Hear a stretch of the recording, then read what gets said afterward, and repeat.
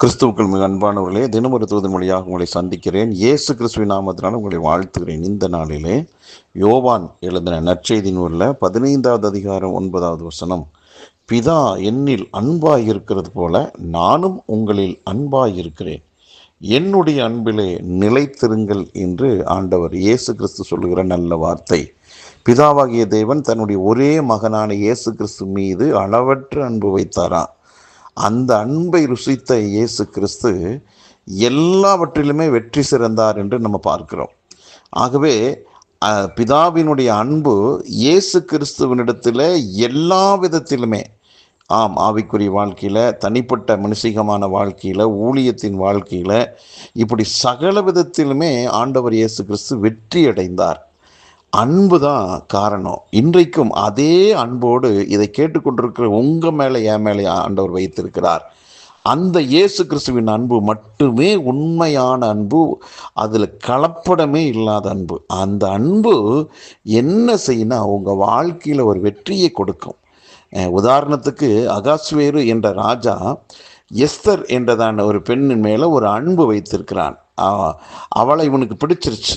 அதனால ராஜ்யத்தில் பாதி கேட்டாலும் உனக்கு நான் தருவேன் எஸ்தர் என்று ராஜா சொல்லுகிறார். அது மட்டும் இல்லை, அனாதையை போல இருந்த அவள் தன்னுடைய அன்பின் நிமித்தம், பிரியத்து நிமித்தமாக அவளை அரசியாக மாற்ற வைத்தது. ஆகவே அவளுடைய வாழ்க்கை தலைகீழாக மாறியது, எஸ்தரின் வாழ்க்கை.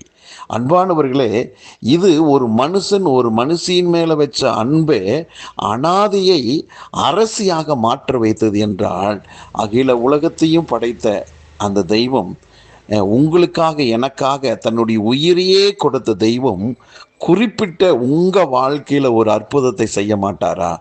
நிச்சயமாக செய்வார். அது என்ன விதத்தில் நீங்கள் விரும்பினாலும், என்ன நிலையில் நீங்கள் இருந்தாலும் உங்களை தேவன் கைவிடவே மாட்டார். ஆண்டவருடைய அன்பு அரவணைக்கிற அன்பு, ஆண்டவருடைய அன்பு கை தூக்கி விடுகிற அன்பு, எந்த சூழ்நிலையிலும் கைவிடாத அன்பு தான் இயேசு கிறிஸ்துவின் அன்பு. அந்த அன்பு உங்களை இன்றைக்கு தேடி வந்திருக்கிறது.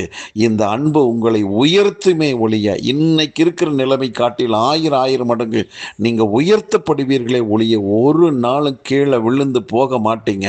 ஆகவே அந்த இயேசு கிறிஸ்துவின் அன்பு உங்களை தாங்குவதால் நீங்கள் உயர பரப்பீர்கள், எழும்புவீர்கள், பிரகாசிப்பீர்கள். நம்புங்கள் கர்த்தருடைய வார்த்தையை. ஜெபிக்கலாம். பரலோக பிதாவே, இந்த நல்ல நாளுக்காக நன்றி.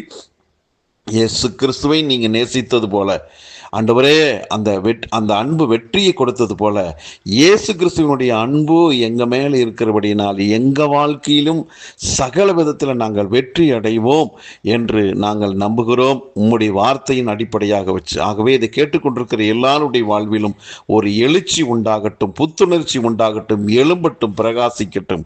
ஒவ்வொருவரையும் வாழ்த்துகிறேன், ஆசீர்வதிக்கிறேன். இயேசு கிறிஸ்துவின் நாமத்தை ஜெபிக்கிற நல்ல பிதாவே, ஆமேன், ஆமேன்.